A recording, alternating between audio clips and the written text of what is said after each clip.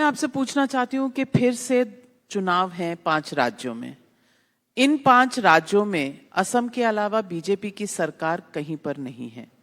इस बार आप क्या देख रहे हैं? असम, बंगाल, तमिलनाडु, केरला, पुडुचेरी, यहाँ पर बीजेपी का कोई स्कोप है? देखिए, आसाम में हम तीसरी बार लगातार सेवा करने का हमको जनता ने अवसर देगा, ये सब लोग मानते हैं। बंगाल और तमिलनाडु में इस बार भारतीय जनता पार्टी एनडीए शासन की दायित्व में आएगी। दोनों राज्यों में सत्ताधारी दल की भयंकर पराजय होगी। नाराजगी, अव्यवस्था चरम पे है उन शासकों की। भारतीय जनता पार्टी बंगाल में और एनडीए एआईडीएमके गठबंधन के साथ तमिलनाडु में हम ही विपक्ष की भूमिका में है। केरल में हमारी ताकत काफी बढ़ी है। हमने अभी त्रिवेंद्रम म्युनिसिपल कॉरपोरेशन को अपने ताकत पे आशीर्वाद लिया है। केरल में तेजी से भारतीय जनता पार्टी इस बार एक निर्णायक स्थिति तक पहुंचेगी। पौंडीचेरी में हमारी सत्ता थी एनडीए की, वो भी रिटर्न होगी। धर्मेंद्र प्रधान जी, आप इतने कॉन्फिडेंस से कह रहे हैं, इसके 2 ही मायने हो सकते हैं। एक के ईवीएम पर आपका बस है, दूसरा इलेक्शन कमीशन पर आपका बस है। देखिए, जब बार बार विपक्ष हार जाता है, कभी वो ईवीएम को गाली देते थे, आजकल वो इलेक्शन कमीशन को गाली देते हैं। इलेक्शन कमीशन उनकी समय में सब दूध से धुले हुए थे, सब गंगा जी के अंदर वो निकल के आए थे। अभी के इलेक्शन कमीशन उनको आपत्ति लगता है। एसआईआर उन्होंने भी अपने कार्यकाल में किया था। क्या भारत की मतदाता सूची समय रहते हुए परिष्कार होना चाहिए कि नहीं होना चाहिए? क्या इस देश की मतदाता सूची में पड़ोस की देश की लोग घुसपैठी आनी चाहिए क्या? ये मूल विषय, अगर उसको हम करके एसआईआर को इलेक्शन कमीशन अपना ये कोई असंवैधानिक काम करे, संविधान की व्यवस्था है और एसआईआर पहले भी हुई है, कांग्रेस के कार्यकाल में हुई है, वो करे तो सही। उनकी समय की चुनाव आयोग करे तो सज्जन लोग थे। अभी की चुनाव आयोग और अभी की संवैधानिक व्यवस्था को माना जाए तो अभी ये एजेंसी बीजेपी के साथ हो गया। ये तो एक कुंठित मानसिकता ही कह सकता है।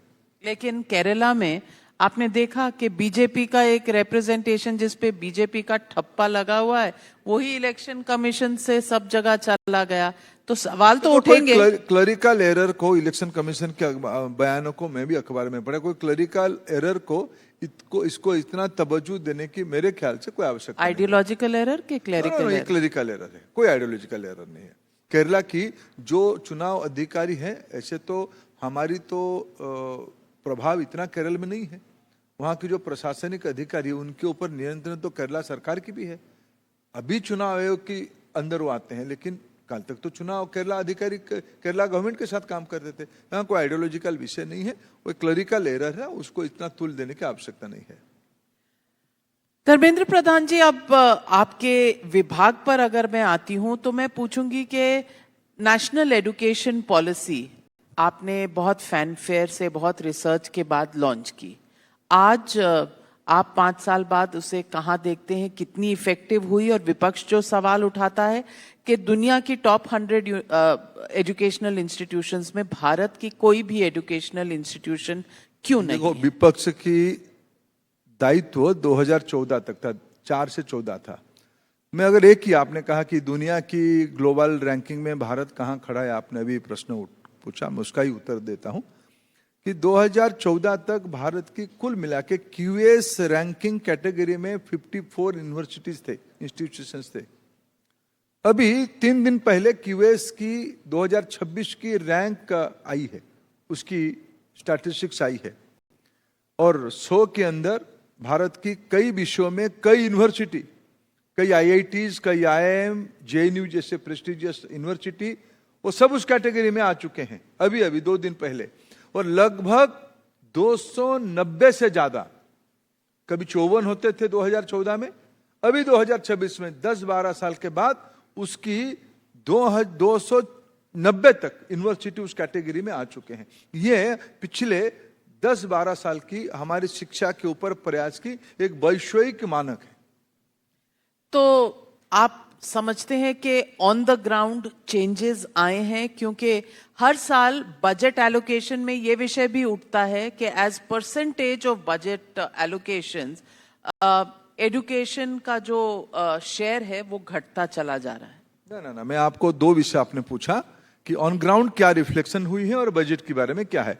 पहले मैं बजट के बारे में कहूं, पिछले वित्त वर्ष में जितना बजटीय एलोकेशन हमको था, वित्तीय प्रबंधन था, उससे लगभग 8% से ज्यादा हमको इस बार ज्यादा पैसा मिला है।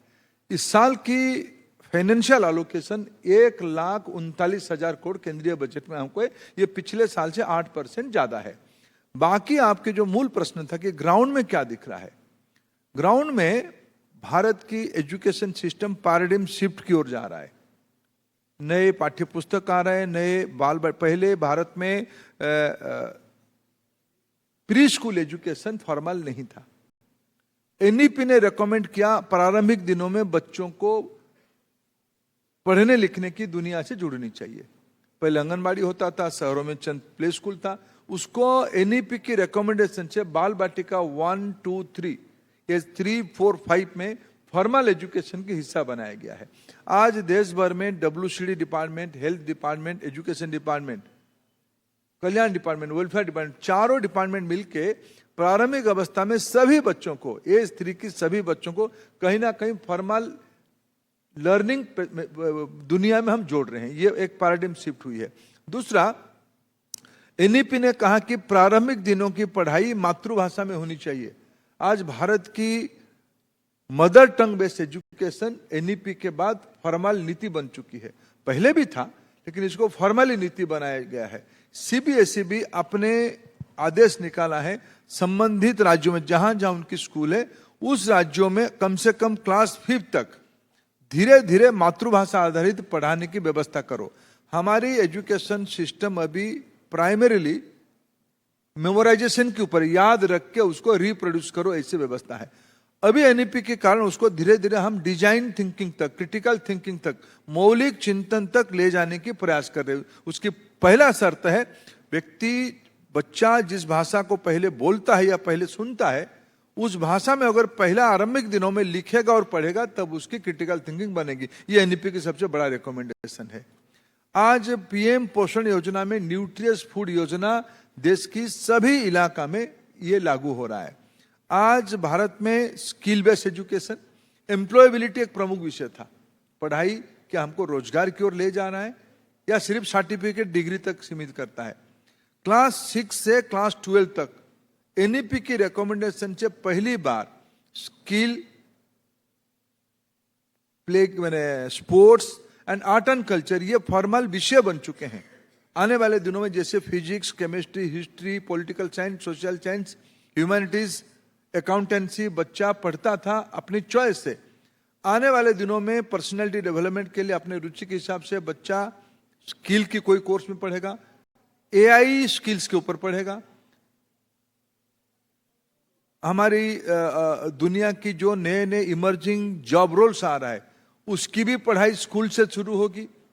कोडिंग के ऊपर पढ़ाई करेगी, क्वांटम के ऊपर पढ़ाई होगी। ये सभी अभी स्कूल लेवल पे पढ़ाने की व्यवस्था शुरू कर दिया गया है। एक और प्रमुख विषय लाया गया है। हमें एनईपी ने कहा था पढ़ाने की व्यवस्था में टीचर एक बहुत बड़ा इंस्ट्रूमेंट है। टीचर्स की कैपेसिटी बिल्डिंग करना, स्टूडेंट को टेक्नोलॉजी के माध्यम से पढ़ाना, टेक्नोलॉजी के बारे में पढ़ाना, टेक्नोलॉजी के माध्यम से पढ़ाना। इसीलिए पिछले साल से सरकार ने व्यवस्था किया है। एआई, फॉर एग्जाम्पल, एआई एक सबसे बहुचर्चित इंस्ट्रूमेंट टेक्नोलॉजी आज सबके सामने है। हम सब एआई पे डिपेंडेंसी हमारी बढ़ रहा है। क्या हम अपने स्कूल के बच्चों को, स्कूल के शिक्षकों को उससे बाहर रखें? ऐसा नहीं है। इसीलिए हमने, सरकार ने हमको व्यवस्था किया है, मद्रास आईआईटी को हमने दायित्व दिया है। आज बोधन एआई करके एक इंस्ट्रूमेंट बनाई गई है जिसमें एआई के बारे में क्या पढ़ाया जाएगा और एआई के माध्यम से कैसे पढ़ाया जाएगा। AI in education, AI for education, ये दोनों पे काफी मात्रा में काम आज हम कर रहे हैं। ये रहा कुछ विषय मैंने कहा। टीचर्स कैपेसिटी बिल्डिंग में एआई की मदद लिया जा रहा है, ये मैंने कहा स्कूल के बारे में। हायर एजुकेशन में फिर मैं कहूं एम्प्लॉयबिलिटी बढ़े। हम धीरे धीरे एजुकेशन को, प्रधानमंत्री जी कहते हैं हमारे देश में डिग्री जितनी महत्वपूर्ण होनी चाहिए, कॉम्पिटेंसी उससे ज्यादा महत्वपूर्ण होनी चाहिए। एक यूनिफाइड क्रेडिट आर्किटेक्चर करना, एकेडमिक बैंक ऑफ क्रेडिट की कल्पना करना, स्टूडेंट्स को इंटर्नशिप अप्रेंटिसशिप के लिए ज्यादा प्रेरित करना, उसके लिए वित्तीय प्रोविजन करना। कॉर्पोरेट अफेयर्स मिनिस्ट्री का दायित्व अभी बना है सभी कॉर्पोरेट इंस्टीट्यूट को, जितने सारे उनके वहां पंजीकृत हुए, रजिस्ट्रेशन हुए, सभी को इंटर्नशिप के लिए एम्बेडेड करना। ये एक मिनिस्ट्री हमारी मदद कर रही है। भारत की नई पीढ़ी को, आज भारत में हायर एजुकेशन में लगभग 5 करोड़ यंगस्टर्स है, इनकी एम्प्लॉयबिलिटी, एंटरप्रेन्योरशिप सबसे ज्यादा प्रमुख विषय है। नई education policy, multiple exit, multiple entry, interdisciplinary, ऐसे सारे इंस्ट्रूमेंट को पहले नहीं था, इसको यूज करते हुए भारत की नौजवानों को ज्यादा एम्पावर्ड करना, उस काम पे हम काम कर रहे हैं। लेकिन आप विपक्ष को तो कन्विंस ही नहीं कर पा रहे। वो कह रहे हैं कि आप एक ही काम कर रहे हैं, देश का इतिहास बदल रहे हैं, मुगलों का इतिहास हटा रहे हैं और सैफ्रनाइजेशन ऑफ सिलेबस कर रहे हैं। देखिए, विशेष करके कांग्रेस पार्टी और कुछ उनके साथ रहने वाले कुछ लेफ्ट टू सेंटर विचारधारा के लोगों की एक भारत की इंटेलेक्चुअल स्पीयर पे उनकी एक सोच था, मोनोपोली था। वो मानते थे कि इस देश की आजादी की लड़ाई सिर्फ एक खानदान के अंदर सीमित होनी चाहिए। हमारी सरकार की नीति रही है जितना देश की गुमनाम नायक है सबके बारे में पढ़ाया जाना चाहिए। इस देश में अभी अभी हम लोगों ने देश की बाह्य आक्रमण का 1000 साल के हमने सोमनाथ में गजनी की महमूद 1000 साल पहले आक्रमण किए थे। आज 2026 में हम लोग हैं, 1026 में वो आक्रमण हुआ था। अभी अभी प्रधानमंत्री जी ने कहा कि हमें मैकोले माइंडसेट से बाहर आना पड़ेगा।